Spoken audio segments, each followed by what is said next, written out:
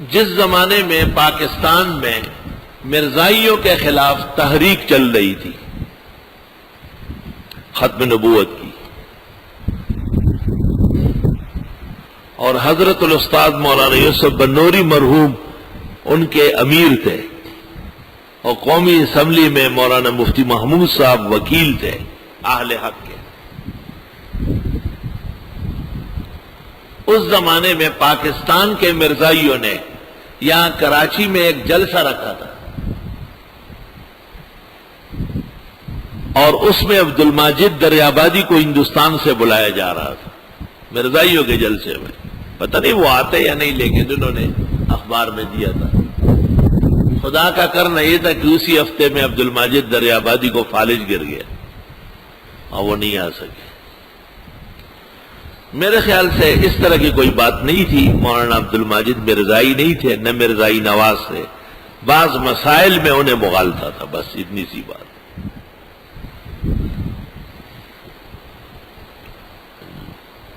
بعض علماء کہتے ہیں کہ تفسیر میں انہوں نے مرزائیوں کا کہیں بھی رد نہیں لکھا، کہیں بھی جگہ آ گئی تو بھی رد نہیں لکھا، ممکن ہے معلومات نہ ہو یا زیادہ سے زیادہ مداہنت کا ارتکاب ہوا ہوگا۔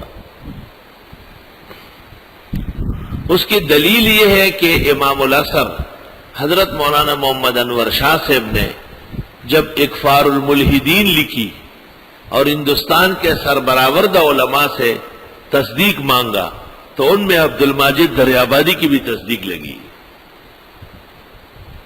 ہمارے جن بزرگوں نے مولانا عبد الماجد کے بارے میں سخت الفاظ کہے، شاید ان کی نظر اس تحریر پر نہیں ہے جو مولانا انور شاہ صاحب کی کتاب اکفار الملحدین میں شائع ہوئی۔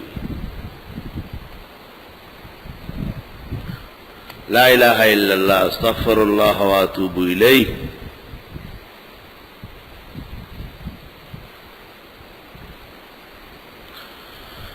واہ بھائی واہ،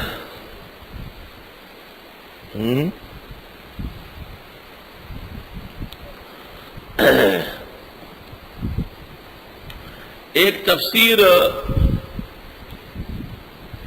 اصلاحی نام کا ایک شخص گزرا ہے، امین الدین اصلاحی ہے، اس کا نام ہے تدبر القرآن، یہ 15 پاروں تک مودودی ہے، ہول فول لکھتا ہے، 15 پارے کے اخیر میں مولانا مودودی سے برت کیا ہے، ان کو چھوڑا ہے، پھر آگے اللہ کا قرآن لکھا ہے۔ 15 پارے تک تو جماعت اسلامی اور ترجمان اسلام کی خدمت کی ہے، قرآن کی نہیں کی۔ امین اصلاحی بہت بڑا ذخیرہ ہے، تدبر، 30 جلدیں بڑی بڑی۔ کہ عجیب بات ہے کہ ہمیں مناسبت نہیں ہے، دیکھنے سے دل پر سیاہی آتی ہے۔ مولانا مودودی نے بھی تفہیم القرآن 5 جلدوں میں لکھی ہے۔ اس تفسیر کا مقصد قرآن کی خدمت نہیں ہے، بلکہ انبیاء اور صحابہ اور قرآن کے ماہر علماء کے خلاف عوام کو جرأت کی دعوت دینی ہے کہ ان کو برا بھلا کہنا جائے، معاذ اللہ استغفر اللہ۔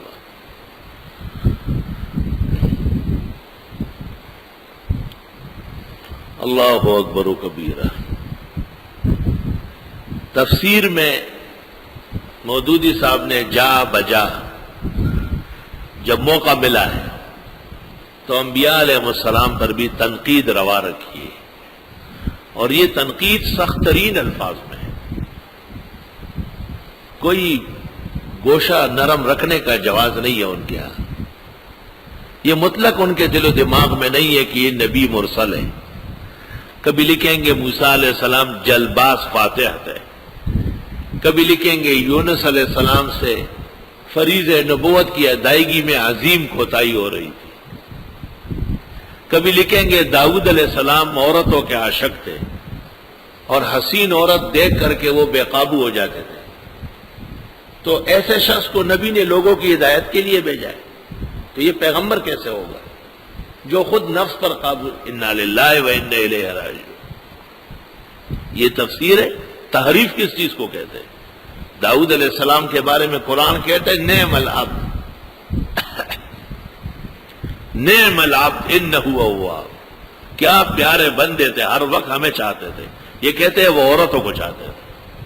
یہودی پراپیگنڈا اور یہودی مشن کا ایجنٹ آدمی ہے.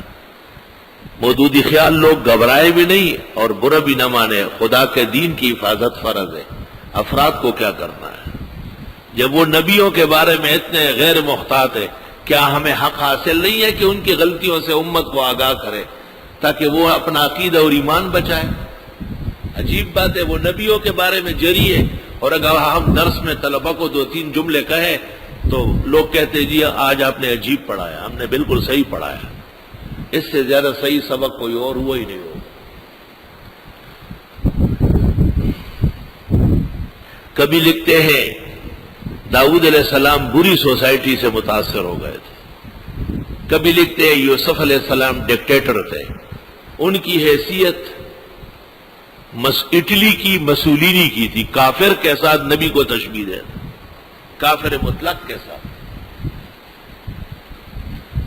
کیا سلیمان علیہ السلام کا مقام اور مرتبہ قرآن پر ایمان رکھنے والے کو معلوم نہیں؟ انبیاء کے بارے میں ایسا کلام چلتا ہے. کبھی کہیں گے نوح علیہ السلام ایمان کے معیار سے گر گئے تھے. وہ کون ہے جو ان سے بچا ہوا ہے؟ کبھی کہیں گے صحابہ کرام میں خود غرضی، لالچ، بخل، طمع، ہرس، ہر بیماری لکھ کر کے 8-10 بیماریاں کہ سب صحابہ میں موجود تھی. اتنا خراب اور برا تو آپ کے جماعت اسلامی کا بگوڑا کارکن بھی نہیں ہوگا جو آپ صف اول کے مسلمانان امت کو کہتے ہیں.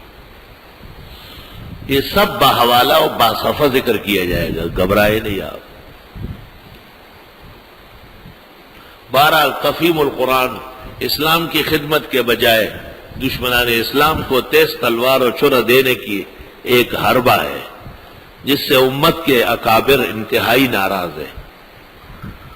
عبد الماجد نے صحیح لکھا ہے کہ تفسیر جسے تفسیر کہنا مشکل ہے، وہ ایک غلط تاریخ ہے اور تلبیس پر مشتمل تحریف ہے.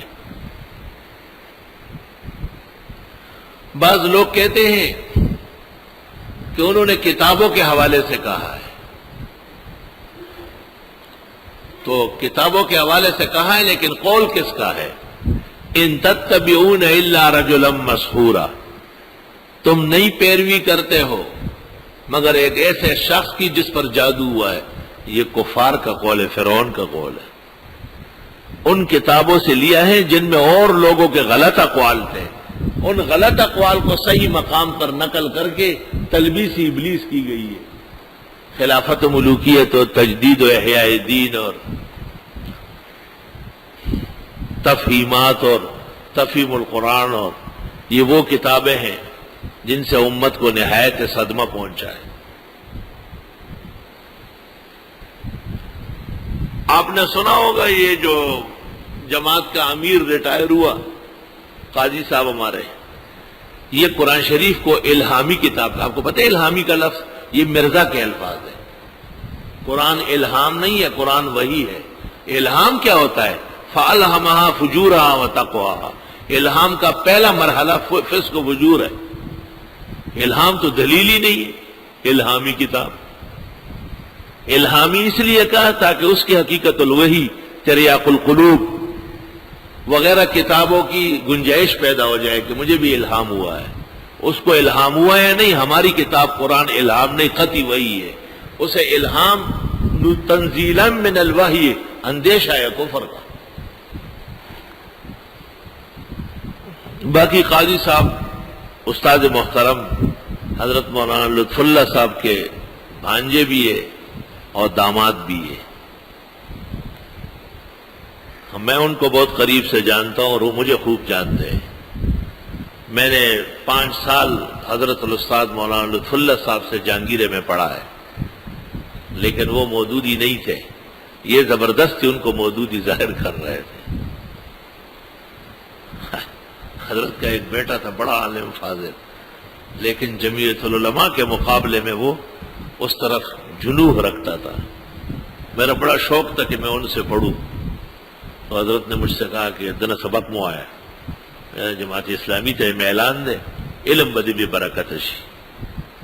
قاضی صاحب کو میں نے یہاں یہ واقعہ سنا ہے، بڑا خفا ہو گئے، بس جلدی اٹھنے لگے۔ اللہ اکبر و کبیرہ۔ ہمارا ان لوگوں سے کوئی سیاسی اختلاف نہیں ہے، دلیل و برہان کا ہے، اور وہ حق حاصل ہے ایک عالم کو کہ وہ جن جن مواضع اور مواتن کو مفسدہ سمجھتے ہیں ان سے آگاہ کر لے۔